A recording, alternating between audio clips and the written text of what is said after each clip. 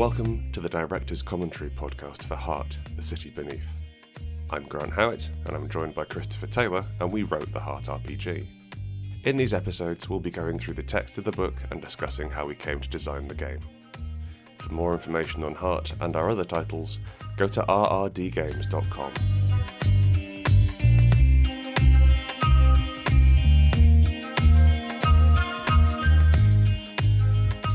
Hello, and welcome to the Heart Director's Commentary.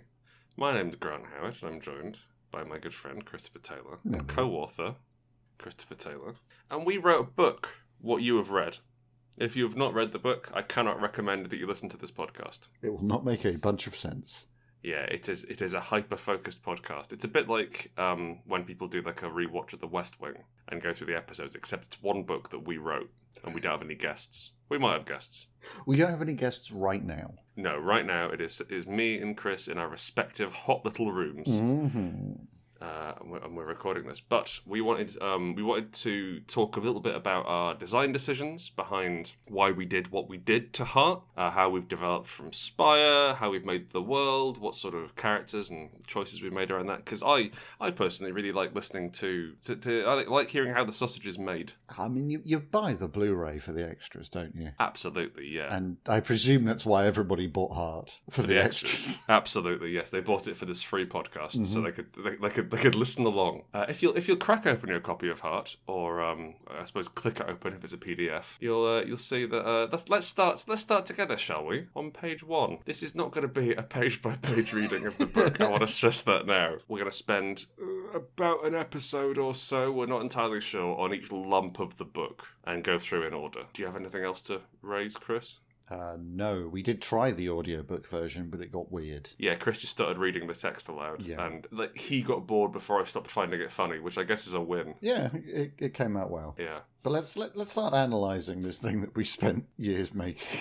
About 2 years Yeah. writing, yeah. So Heart is a game about dungeon crawling. It uses the resistance system, and Heart started off. Let's talk a bit about how Heart started off actually before we get into the book itself. Mm-hmm. We done Spire, we were doing Strata, and we were thinking like, how could we get some money out of role playing games? What's our next big project? How can we turn this into a nice little earner? Precisely. Our first idea, like a coffee table book length edition of Honey Heist, which is another game that I wrote about bears doing crimes. But we decided that would actually be a lot of work. It turned out this was a lot of work, but there was a lot more inherent value in it. Yeah, it felt worthier rather than trying to write the same joke about bears for 150 pages. Chris had the idea, like, why didn't we do a dungeon crawl using the resistance system, the system which powered Spire? And then things really got out of hand from there. Actually, Chris, what were your original design decisions behind this dungeon crawl? One of the things that I quite like is the concept of OSR games. Not actually playing OSR games. No. That's not anything against them necessarily. It's that there's a lot of rules in them, and a lot of them are rules first, in that they micromanage your inventory. There's a lot of small minutiae to track, and there's a lot of rules. A lot of pages of the book are devoted to it. And I wanted to see if we could, genuinely, I wanted to see if we could make a game that took dungeon crawling and that kind of OSR-y feel and slapped our narrative randomness on top of it.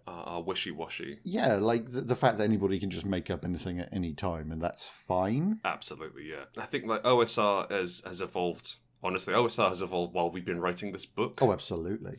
Like there's been stuff has happened in the OSR field, and like they're doing some really interesting things. But I think the way I wrote it, the way I came to the rules was I was interested in emulating dungeon crawls more than old school Renaissance. I was interested in the idea that like this sort of like the archetypical Dungeons and Dragons game where you go into a dungeon and fight a big monster. Because we've all done it and we all remember it fondly, but actually it sucks. Actually, it's pretty boring. Yeah. And like if you play rules as written, then like there's an awful lot of, as Chris was saying earlier, just admin of like, how many arrows have I got, how many spells have I got, how much food do we have, do we need to rest here in this antechamber? And also, yeah, exactly. Like you talking about resting is an important point for those sorts of games, because you can't have every single room packed to the gunnels with monsters. No. Because not only does that like exhaust your resources as a character, But you've got all those real world considerations of like, well, how much noise are you making? If you're making enough noise, like you're casting fireballs, I think the people through that flimsy wooden door are probably going to notice. It's weird, like it doesn't say, oh, and by the way, it makes this much noise. It could be absolutely silent, which is chilling. Yeah. Come to think of it. Every sword has spells put on it to make them silent. Like that's I think that's an evil thing to do. Like silencers on pistols. Yeah, not something that the good guys doing because the good guys are in charge, and so they can make as much noise as they like while they're shooting people. Exactly. Sorry, that's Spire, not hard. I need to stash my old cops of bastards for a while and talk about the game. Yes. Chris was working on this boiled down system which had blood and mind and equipment as kind of the three things that you could lose. Yeah. We were sort of going through that, and we realised that we couldn't sell it unless we set it in Spire. Which is perhaps a bit mercenary, but we'd done a great deal of work around Spire, and I was trying to come up with like a new and original setting for a dungeon crawl game. And Chris, ever the genius, the inventor of travelling cheese, Christopher Taylor, so that's cheese you eat on the way back from the fridge to the sofa. Yeah. Said, hang on a sec, why don't we just set it in the heart? Because the heart already exists. And the heart is not only infinite, but really weird. And we could just go nuts with it. Yeah. And so we decided to start sketching out from there. And we had quite a few early drafts as well. Like, can you talk a little bit about how it changed from our first drafts? I mean, part of the problem is that we use iterative design. Yeah, terrible idea. Which is, if you're a budding game designer, don't do that. Our advice is to do it right first time. Yes, just do it right first time, because what we do is we basically write a game minus all of the fancy sounding words. Like we work out the places and we work out the rules, and then we go, that's good. It's not quite right. Throw it away. And then we start again. It was slightly easier this time because we had the system that we had to use the resistance system. Yeah, which was honestly a bit strange. Because normally we build things right from the beginning. This was the third game we've written together. Third so we did Unbound. Major game. Yeah.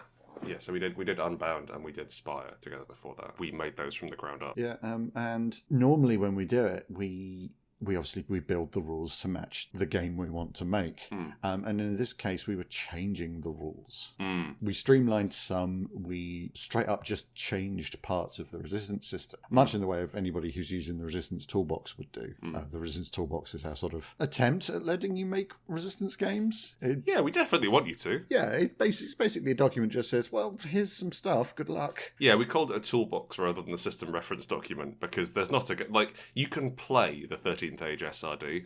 Yes, it's complete it's not game. flashy, but you can do it. Yeah, and the resistance toolbox is like there's like here's how dice work, and also write a bunch of classes. I guess on you go. Yes, yeah. There's a lot of input you have to do. It was interesting because that's the discussion we had with ourselves.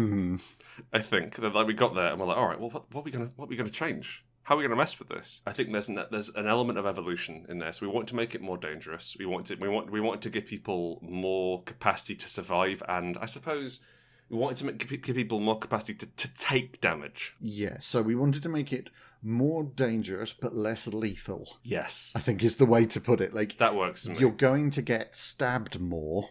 But you're not necessarily going to die from it as much as you would in Spire. Like, getting stabbed in Spire is a massive problem. Spire comes at you fast. Yeah, because it's a more social game, and it's a more urban game. It's very easy to just run into an alleyway and not be in combat anymore. Absolutely. And you can just teleport in, stab the person you want and leave. And never take it, in theory, as long as you do well in your rolls, you can never take any stress. Whereas everything in Heart is a little bit more knock down, drag out. We took out refreshers as well. We took out refreshers. If you want to heal yourself, you have to go back, unless you've got specific magics, etc. You have to go back to a haven location.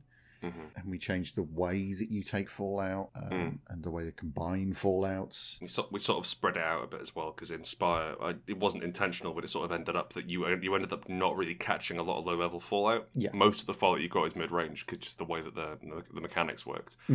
And we've tweaked it in this so you get a slightly more average spread, I think, of serious and non-serious. I mean, non-serious is still like you're bleeding, but The main reason that we did that, I think, was to give ourselves a bit more room to maneuver, because Spire is not a game about, say, weapons and fighting. There's a lot of absolutes. So like one of the rules in Spire, one of my favorite abilities, it's a medium advance for the bound class, and as long as you're wearing your gloves, any door that you touch is unlocked and unbarred. Yeah. And Spire can work in those terms, whereas Heart is this fucking wacky, off the wall. There's no particular rules down there. Like you can have anything you want down there. So having a set of gloves or a power, which means that any door you touch is unlocked and unbarred. Like, okay, cool. They have mouths here instead of doors. Yeah, like how are you shutting that? Yeah, and so we had to get a bit more, like, focus a bit more in terms of, like, well, okay, you're inflicting stress on things. You're negating incoming stress, which is why we bumped up to a D12 Fallout dice, but that gave us a few more numbers to play with. It meant that we could have more variation in your abilities rather than, like, there's only really like 2 or 3 kinds of dice which you're going to be rolling in Spire for stress, and we have to think we've upped this the full gamut of polyhedrals. Yeah, we still don't really use a D20. No, I can't recommend you roll a D20 at any point in the game. And you were very upset that we adopted the D4. Look, I think the D4 is an ugly dice, and it should be shunned. It's difficult to pick up. It's hard to read. It's horrid. You can't... Yeah, it's bad. It's a bad experience. When you compare it to its cousin, the D6, which is a perfect dice. Oh, so small, so holdable. You could just pop it in your mouth. Please don't. The D12, the D4 is just this perverse angular nonsense. But just maths-wise, it feels better than a D3. Yeah, and I think like D3 is the default civilian damage in Spire, and so it feels weird to roll a D6 and half it for most of your attacks. Yeah, so we messed with it. We split it up, and like there was a period where I wanted to take out all numbers from it, and Chris again very wisely told me not to do that. Just knock the paper out of your hand. Yeah, we were on a bus at the time. You just no, and like I think my heart was in the right place, but so was yours. Absolutely. Yeah, excellent game designing decisions, but also we'd already released the playtest. We couldn't afford, like we just got back from Gen Con, and I just advertised this, and you can't be like, God, we can't change it now. Yeah. Like, I don't care how the playtest went, we can't. Yeah, we were not long till Kickstarter. No, we were 3 months off. Wanted to remove all numbers from the game. Not a good idea. They're a crutch. They are. Right, should we actually look at the book now? Yeah. Let's go for it. Safety tools. Yeah, that's a real good idea in Heart. Like you'll note that's the third paragraph. Yeah. It seems a bit weird putting them in the GM section. You want them really early because it makes everybody read them. Yeah. Like even if you've got people who skip over the introduction, they're still going to see like that early in the book. Safety tools. Oh, that might be useful. Things like I know safety tools in games. I believe that I can run a game safely. I can see safety tools and go, all right, cool, and just skim it. Yeah, because it's not going to tell me anything I don't know, and maybe it will. That's fine, but I can run a game safely, and we felt that it was really important to get right out of the way and say, hey, this is going to be really weird. We weren't like we did it with Spire, but we weren't quite so upfront about it. But like this is potentially going to be a very upsetting game. There's going to be body horror here. There's going to be grossness. There's going to be desperation and madness. It's not a nice game. It's a fun game, not a nice one. Yeah, there's definitely joy there, and I think like in Spire is a horrible city, but it's about finding that joy and about finding that comfort, and I think the same in Heart too. But yeah, we recommend like in any game play with an X card because that means it just gives you a safety word. Also, I think it's important to call out that we also do quite extensive content warnings, like on the very first page, like where our names are. Yeah, it was hard to write those, honestly. Yeah. So the content warnings we have is these include but not limited to violence, drug use, addiction, ghosts, unwanted bodily transformation, and monsters that used to be people. We can assure you there is no rape or sexual assault in this game. That's important for me, certainly. I don't think it's not a thing I'm interested in telling stories about. But it's really hard to do content warnings without sounding like a fucking edgelord. Or indeed just literally listing the book in some cases. Like if you're doing a horror game, like going through and going, well, this monster does this weird thing, I've got to list that. Yeah. And it's like that's so specific. Yeah, and it's difficult like to balance it between essentially giving out spoilers and taking up a page. Yeah. But also try and convey exactly what is in the book so that people who do suffer can avoid bits. Hopefully we think that we've got the safety tools in front, we've got the content warning in front, and like we want to try and make everything available for people so they can play safe in the game. It's not like cult bad. No. You know, like I can't think of a group I'd actually want to play cult with for reasons quite beside the rule set. It's just like the tone. That's That right. game is really I don't weird. like Powered by the Apocalypse either. That's the other thing, yeah.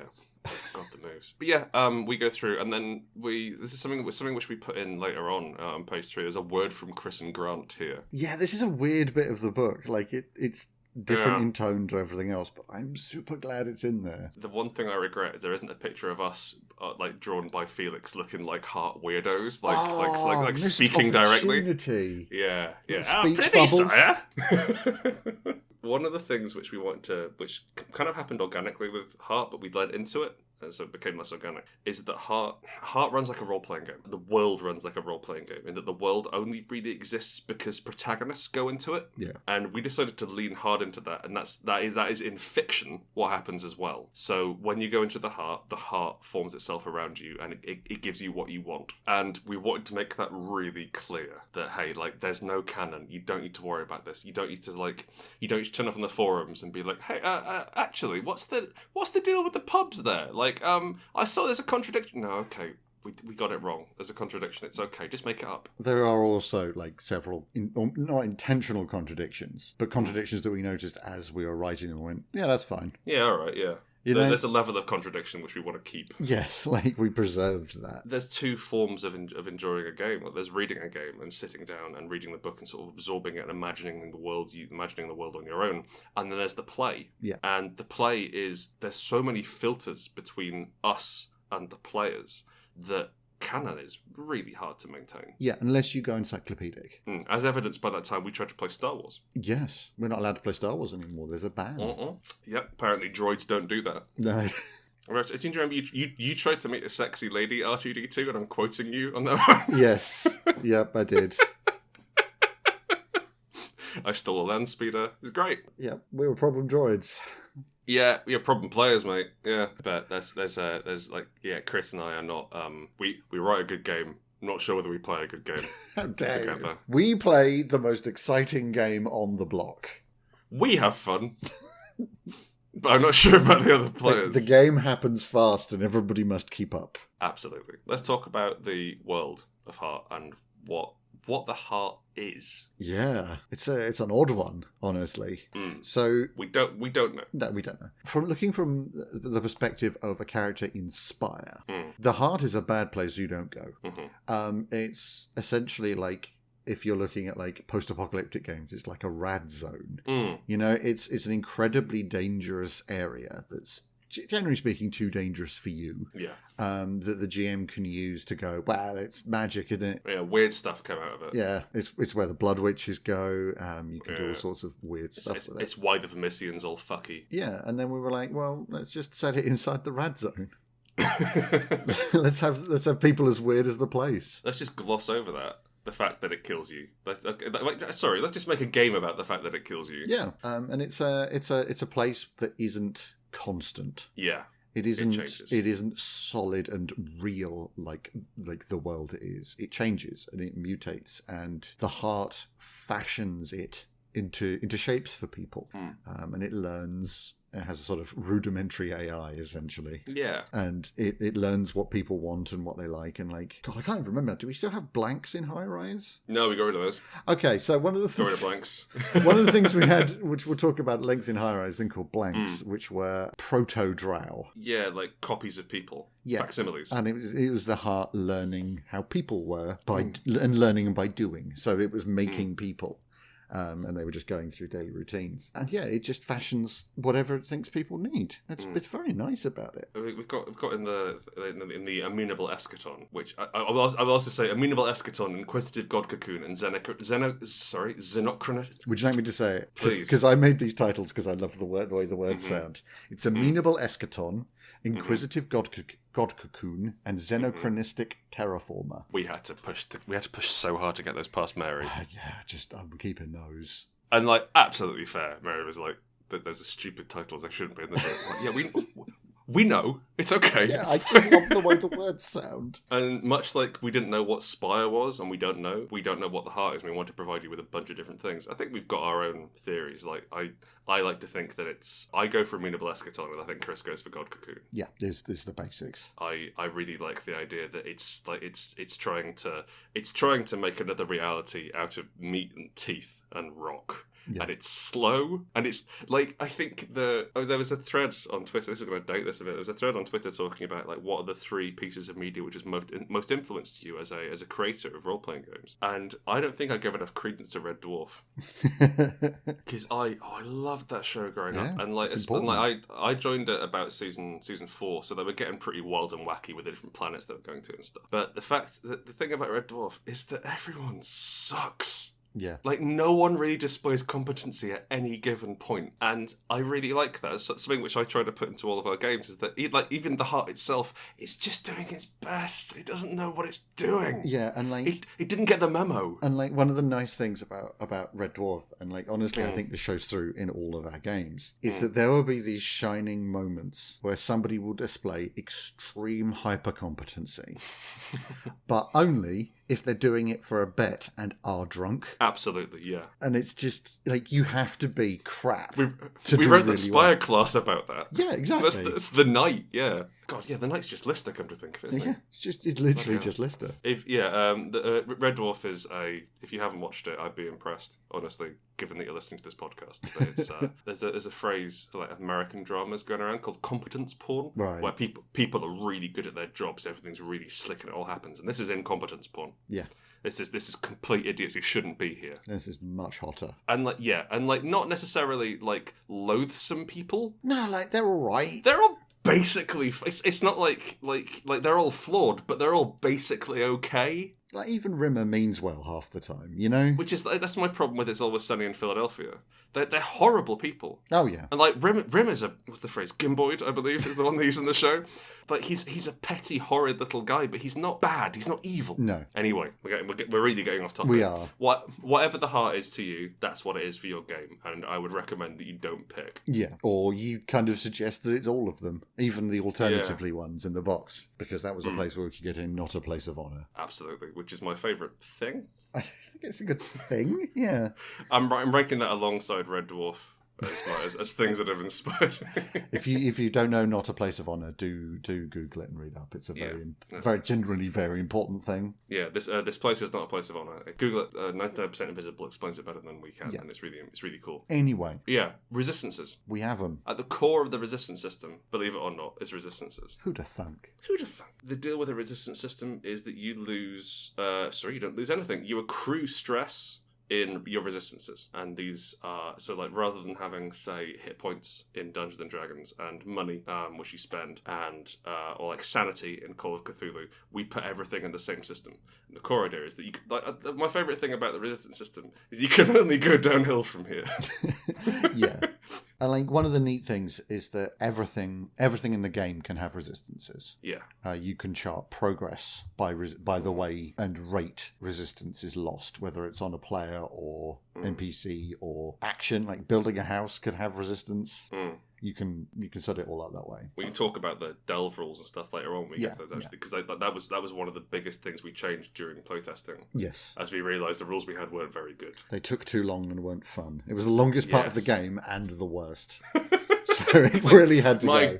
God, I'm glad we caught that. Jesus Christ. So, resistances. Yeah, the 5 resistances we have are blood, which is physical exhaustion, pain, blood loss, and injury, so getting hurt, which is an important thing in dungeon crawls. Getting knocked about. Mind, which is madness, because that interests us in our games, I think. Supplies, which is obviously for dungeon crawls, and like Spire didn't matter so much, it's more about money. This is about more what you've got on you rather than your line of credit. And weirdly, one of the woolliest resistances. Oh God, yes, a nightmare to run. I can't recommend it. Fortune, which is not money. No. But is outside bad luck, incompetence and overconfidence. It's outside forces conspiring against you. In Inspire, we had reputation and shadow. Yeah. Just like how far your friends and the police have put up with your shit, and we sort of rolled that into fortune. Yeah, in this case, it's how long luck has put up with your shit. And then finally we have Echo, which is special. Yeah, Echo is uniquely hard. What is Echo, Chris? Echo is the effect of the heart upon you. The fact that the heart is constantly in flux means that the people within the heart, to a degree, are constantly in flux. And they're being the word I think I'm searching for is degraded over time. They're being abraded by the heart. Yeah, it's weird because like, we want to get away from the ideas of like corruption and mutation and degrading and degradation. Yeah. Degrading. In that, like, we didn't want to have like, oh, the human form is perfect, and then we are lessening it by having this corruption. Yes, exactly. The heart is just different, and so like I think we use words like changed or twisted or manipulated rather than, oh, your body's worse now. However, it's generally not good. Yeah, what echo loss represents is you getting closer to that final like twist of the mind knife, essentially. Like the heart seeping in and you changing with it. So echo fallout can do all sorts of weird things, like suddenly you've got more eyes, congratulations. That's where the body horror comes in, but we also have it as it's just unreal energy. As echo fallout, you meet someone who died. Yeah. And it's not made expressly clear whether that's them or whether it's a copy of them the heart made, or whether you're just dreaming. Yeah, I mean, the point is, from the perspective of the character, it doesn't matter what the truth is. They are still meeting somebody they know that's dead. Whatever the most tragic thing is, that's true. In the heart, dreaming, or the fact that it's a copy, or the fact that it's the real them, are all interchangeable. Yeah. Like, then one is no less real than the other. And so, yeah, Echo was a challenge. It was an interesting one to write, and I think it has my favourite critical fallout, and we'll get to fallouts later on. My favourite critical fallout is Burst, where you become so full of, inverted commas, energy that you pop like an overripe fruit in a microwave. Oh, delicious. Nice warm bit of watermelon. So yeah, those are the resistances. That's what powers the game. The other thing which powers the game is skills and domains. How you do and where you do it. Yeah, and for Spire, this was a bit of a challenge writing these ones, actually, because for Spire, it felt very clear in terms of like the domains for different parts of the city. Yeah. And this was much more like, okay, what are our domains? What are we going to do? How are we gonna power this? The way in which games work is that you have innate abilities and learned abilities, and then you add those together to see how good you are at a certain thing. So I am innately very strong, and I've learned how to lift things. So I'm better at lifting. Both of those are lies, by the way. I'm bad at both of those things. And don't enjoy them. I hate them. Yeah. I've got the live body of a freelance writer. Whereas with this, we wanted to have it as a skill that you're trained at, and it's like screen time. The domain, I think. Yeah, so the real core of a domain is what you know. And we didn't want to make a distinction between the fact that you'd learnt a lot of facts in books and the fact that you're a little ragamuffin on the streets all your life, so you know you know the layout of the streets and who to talk to. So domains came out of that. And as you use the word spotlight, like when you are in a domain that matches one of your domains, it is your time to shine. You are just straight better at things than anybody else. And that really makes sense. Like in terms of, I think, like in terms of Spire, it was quite good because we had quite disparate characters, like doing different things.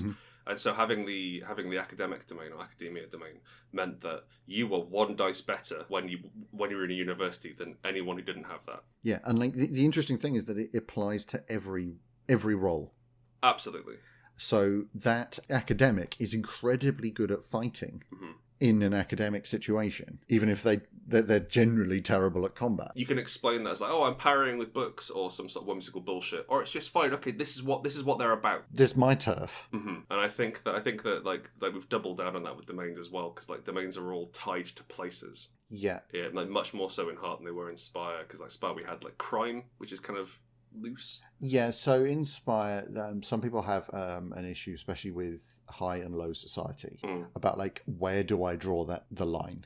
High society is meant to be the very top echelons, and low society the very bottom, and a lot of people sort of go, well, the Drow are low society and the Aelfir are high, so I can use low society for everything. And you know what, sure, why not? Why not, Yeah, whatever. Wasn't necessarily designed like that, but I literally don't care. Like, it's fun. It doesn't matter, yeah. But the important thing to remember about domains is it's not just when you are in that domain. No. It is about when you are dealing with something from that domain. If you have a priest who's lost in a forest and you want to talk to them, you can use religion.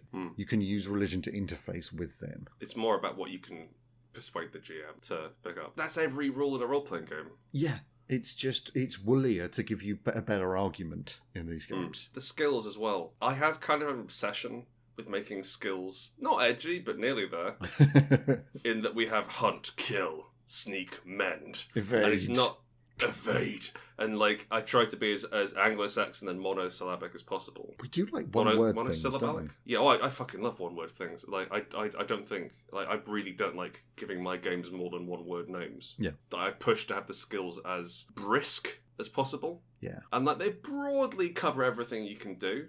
Like we've got Delve in here. Like Spy didn't have a traversal skill. No. And we've got one now. But really, if you're rolling, it's not it's something like it's not like D&D where it's like, oh, it's an athletics check to cross that wall. All right, what's gonna go wrong when you're crossing the wall? Is it interesting? If it isn't interesting, I don't give a shit. You cross the wall. Doesn't matter. We shouldn't even be talking about this. If you want to get across the wall and not be seen, it's sneak. If you want to get across the wall and attack somebody, it's kill. Precisely. Oh, like you've got evade as well. Like, and much like the domains, there's a lot of crossing over. Yeah, absolutely. Trying to argue what's going on in each situation.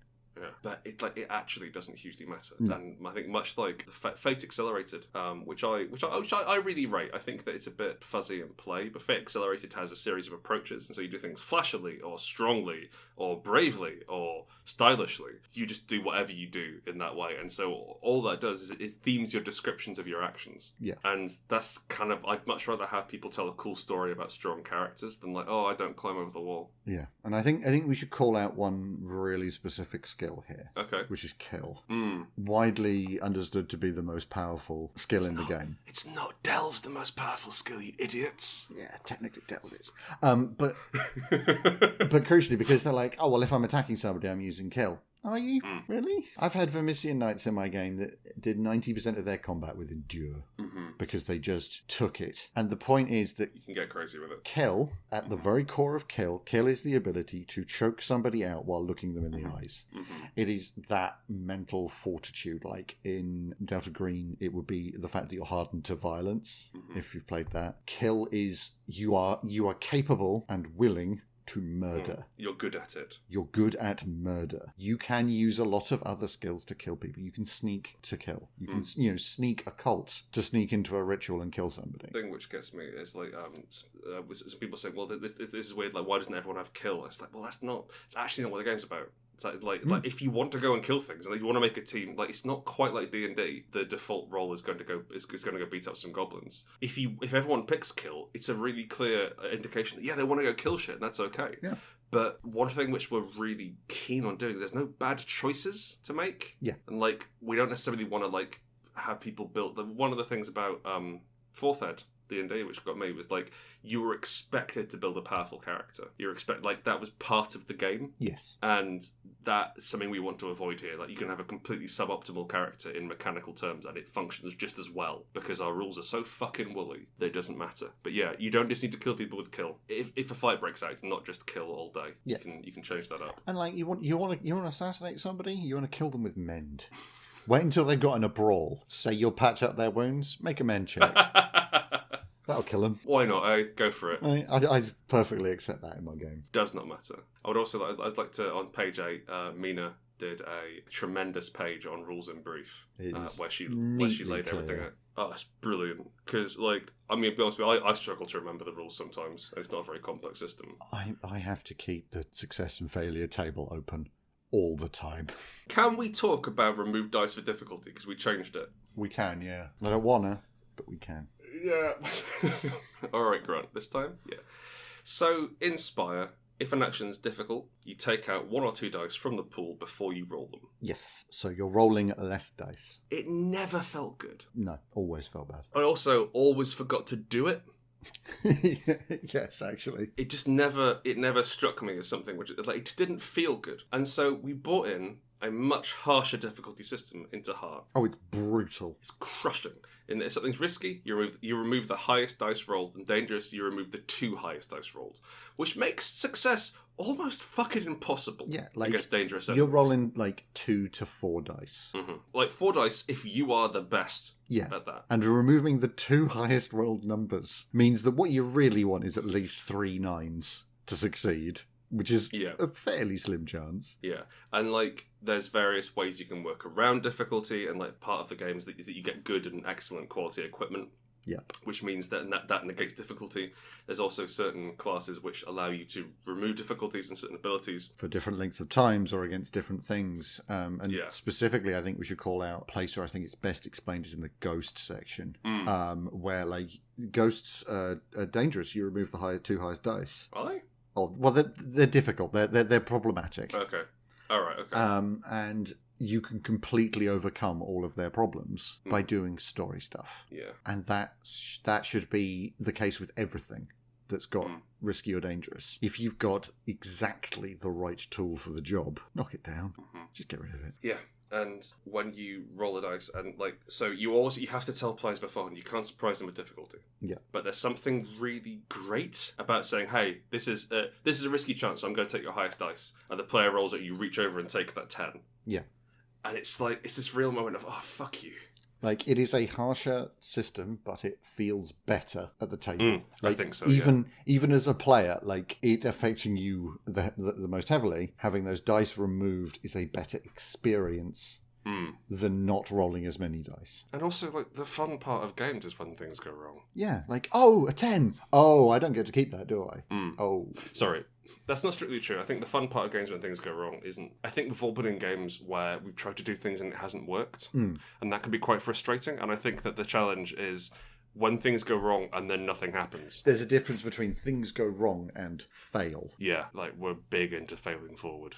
Yeah. In this neck of the woods. Like, if you turn on the lights and the lights don't turn on, that's boring. If you turn on the lights and the bulb explodes, that's at least exciting. You turn on the lights and then you're surrounded by armed men. You turn on the lights and you're in a forest. Brilliant. Right? It's a problem. It's a bigger problem than the lights not turning on, but it's more interesting. You turn on the lights, the light bulb shoots out of the socket and down into your throat, choking you. But now you talk in light.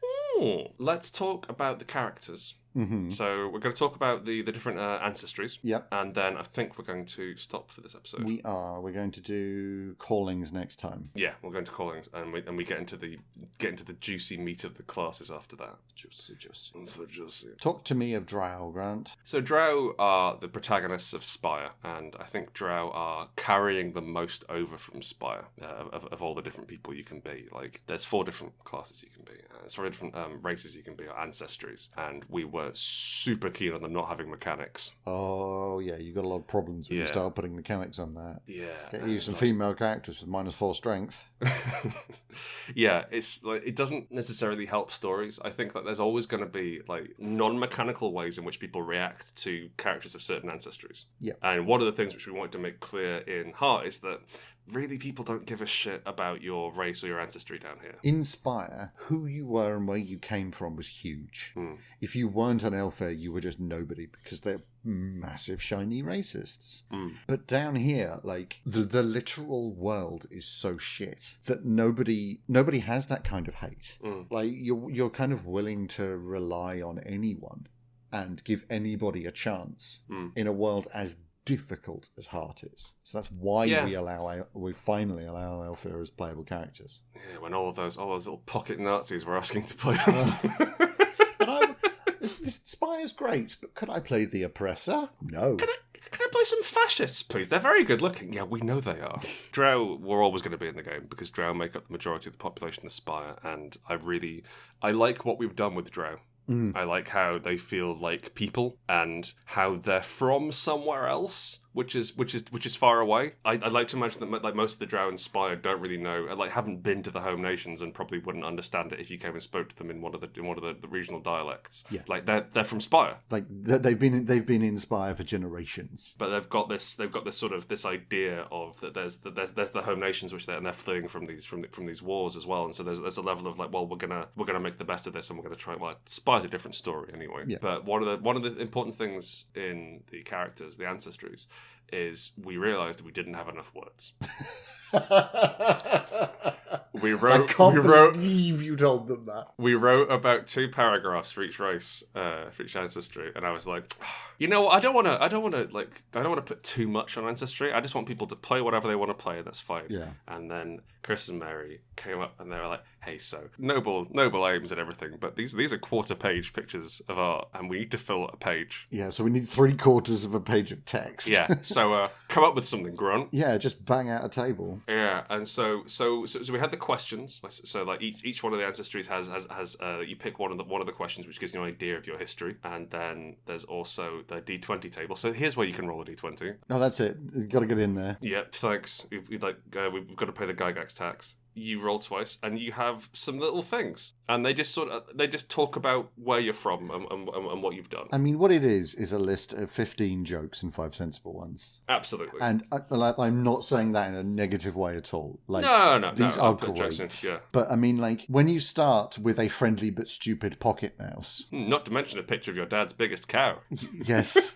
And the hand-drawn image of your dad's largest pig. Largest pig, yeah.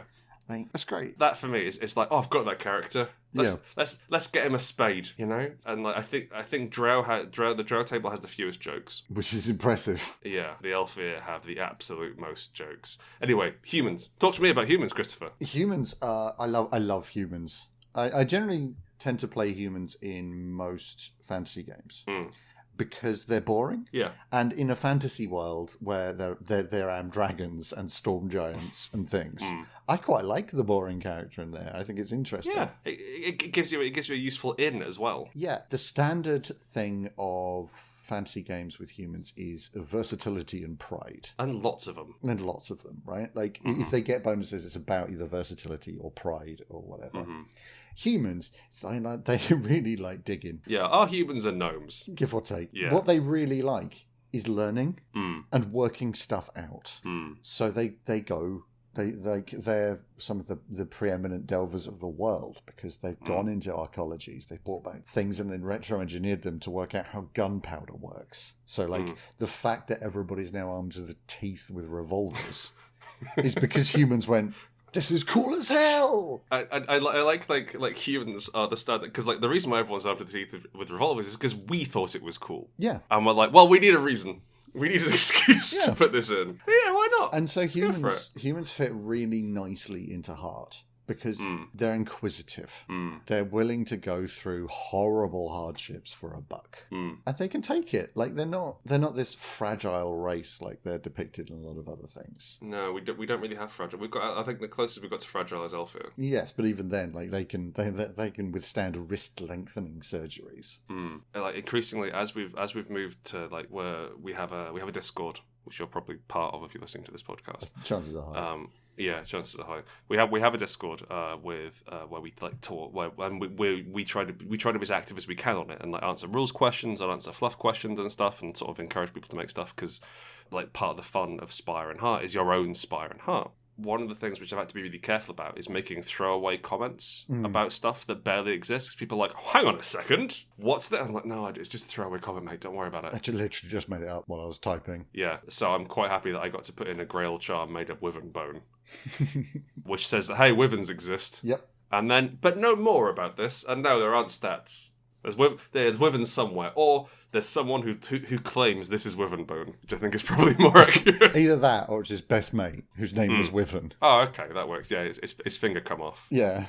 Real briefly before we move on to Elfir, number 19, Pop Arcana book about humanity's ability to ascend to godhood and how you can do it. That's wonderful. Thank you. And also, like, actually correctly reverential. Part of the canon we have is all human gods were humans, and they die and they walk this bleak road called the Grail Road, which is basically that Viggo Mortensen film but with knights in it. And at the end, you become a god, but no one really reaches the end. Yeah, everybody gives up. I quite like the idea that they're writing self-help books about ascension. Well, it's self-help books about how to handle heaven. Yeah, and again, that level of everyone's a bit shit.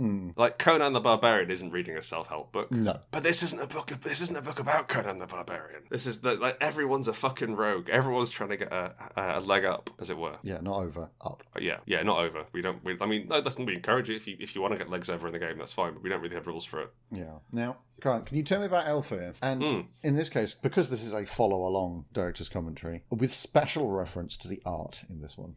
So this Elfir has one leg and 2 masks. 3 masks, actually. And the masks are an interesting point, because Elfir don't take their masks off in public, or even sometimes in private, upstairs in Spire. And like, we made a big deal of that. Huge deal about that. Much like the revolvers, I think masks are cool. And then we just sort of went from there. And like traditionally, masks are something which the subjugated people wear, I believe, more so than the subjugators. But hey ho, I thought it was interesting to have it as like, oh, we're going to hide our faces, so we're so pretty you can't even look upon us. But also it makes it a lot easier to infiltrate if everybody wears masks as standard. Absolutely, yeah. It means every ball is a masked ball. Yeah. So the Aelfir here is carrying two of their masks, and so like fictionally the Aelfir have their true mask, which is kind of their one mask which identifies them. And then they have other masks which they wear for fashionable purposes, and their true mask will always be on their person. And this dude doesn't have his mask on anymore, and that matters a lot in the game, which is kind of fun. Yeah. I think it's really interesting that like the iconic Aelfir, as it were, and indeed some of the iconic classes are Aelfir as well. We were super keen to have it as like, you can play an Aelfir, you can play that, but they're not like they are upstairs. Like literally the cutest piece of art in the book features an Aelfir, which you must have seen it if you've gone through the book at all. The Vermissian knight with that wee girl on his back. That's an Aelfir. Now, I will say the reason why the Vermissian knight is an Aelfir is he was a human. Felix lengthened the ears because we figured we had too many humans in, and then he coloured him in drow colours, and it was like, that doesn't quite work. So he's an Aelfir now. Yeah, but it turned out to be like accidentally one of the best things. Yeah, because there's a really interesting story there. Yeah, and also there's talking about interesting stories. There's an interesting story as to why the hell an Aelfir is in the heart. Not necessarily, like, sure, they pop down occasionally for, an orgy or whatever, I'm sure. But, like, living down here. Long enough to with this art, lose a leg and keep going. So, yeah, one of the questions is, your family name is ruined due to a cataclysmic social faux pas. What did they do? I used the wrong knife at dinner. To the heart with thee! Out! And, yeah, I think we wanted to reflect that I think the Aelfir are some of the most tragic characters. Because something's gone dramatically wrong for you if you're down here. Or you have made a very serious choice. Yeah. I really like their trinkets. The best one, the one I'm most proudest of, is patchy evidence regarding your stepsister's betrayal. I always quite like the flensing knife you got for your 5th birthday. It's always nice to use the word flensing. It is, but also the fact that it was your 5th birthday, I think, is important. Yeah, well, I mean, you don't want to give that to a 4-year-old. They could take a finger off. Exactly. At 5, they know they need to use it on somebody else. I always wanted to give every ancestry a pet that they could have, because they're humanizing. And I think like one of the challenges we face is that as you go into the heart and you get more and more dehumanized, you get like you change and you warp and you shift. It's quite hard to hang on to that. And it's also like, I think a lot of people have the instinct like, I'm going to make a really weird character. I'm a bundle of spheres in a sack, and I'm not affected by the weird. It's like, no, we want you to be as human as you can, so the weird's weird. Yeah. But they're still Aelfir, so the 2 pets you can get are a dead cat or a tree. So they're a bit weird. They're a bit weird. Yeah. A bad tree you carry around with you. Admittedly, the next ancestry, one of the things you can have is a warm, leathery egg. Yes, gnolls. I'm so glad we put gnolls in. Talk to me about gnolls. So gnolls are the ancestry that's currently at war with the Aelfir of Spire. And they fight the drow mainly because the Aelfir are assholes. And use conscripted soldiers most of the time. So a lot of the gnolls that are here are either prisoners of war who have escaped and fled down, just basically away from the Aelfir. People who were like here for... what's the word? Clandestine reasons. Spies, that sort of thing. Or crucially, gnolls come to the heart because it's interesting. Yeah, it's kind of tourism. Tourism's the wrong word necessarily. Expeditions. It's like going to London for the British Library, right? Like there's certain things you can access there that you can't access anywhere else, even in other libraries of similar size. They have this book that exists here, and you need the original. That's a lot of what the heart is. There's a lot of weird magical power here, which the gnolls are super into. So initially, when we wrote gnolls, we had them as really standard. Yeah. This was back when. So actually, one of the first things I wrote for Spire was the gnoll who ran the fighting pit in Mother Moon. Who runs the fighting pit in Red Row, and I had her as this sort of fucking nightmarish demonologist creature, because traditionally, gnolls, hyena-headed people, worship the demon Yugoloth? That's the one, Yugoloth. A sort of demon god, and they're all horrible all the time. And I think that's unfair. I think that hyenas are absolutely gorgeous, and why shouldn't you replace the top half of a person with one? What's quite nice about the gnolls is that we kept that entirely. But it's propaganda. But it's completely propaganda. It's just what the Elfare say about them. Yes, all of this is true. It's not. Yeah. They're all degenerate demon worshippers, and they'd rather eat a horse than ride it. Yes, and I mean, while it is true that they do use demonology, it's science. It's science. They're perfecting demonology as much as you can perfect demonology. We got to explore further what demonology means within our system, which is basically like electricity from space. I think it's probably the best way you can describe it. It's like trying to use an AI to power a lamp. Yeah, that's pretty close, I think. Yeah, and so we got to sort of talk a bit more about Gnoll culture and where they're from. Like we had like a Gnoll exploratory team in Spire. We talked a little bit about the wars and stuff and like in Nujab. But we got to like if you got Gnoll characters, we wanted to talk about like what their culture's like. And again, like we really try to stay away from monoculture in this. So this is the Gnolls of Al-Mirah. Even more so than that, this is the Gnolls of Al-Mirah who happen to be in the heart. Yes, like you're already a special kind of mad if you're in the heart, right? Yeah, this is not all Gnolls. It isn't all humans and all Drow, but the Gnolls you've got here are scholars and scientists, explorers. Yeah, they've expressly broken into their equivalent of heaven underneath their capital city to try and find like a plug socket. Yeah, just searching around the dark for someone to charge their phone. So they broke into heaven.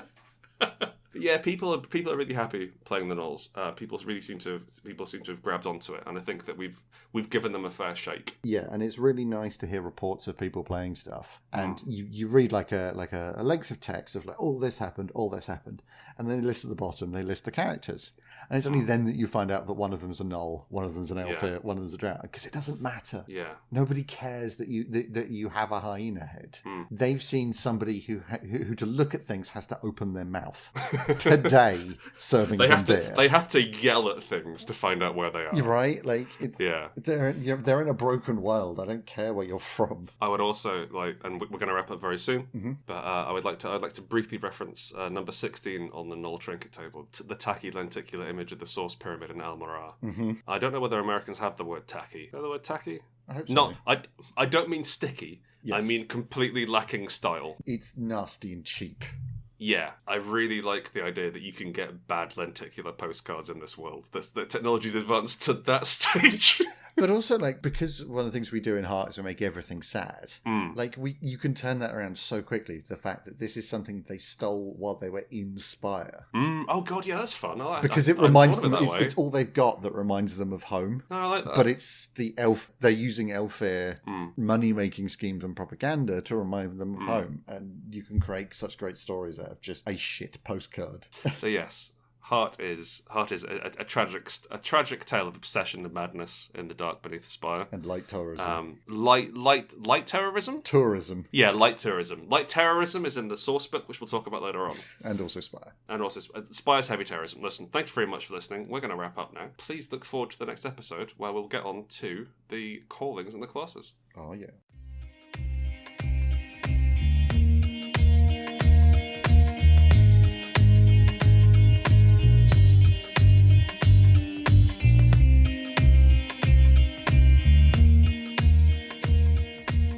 You've been listening to the Director's Commentary podcast for Heart, The City Beneath.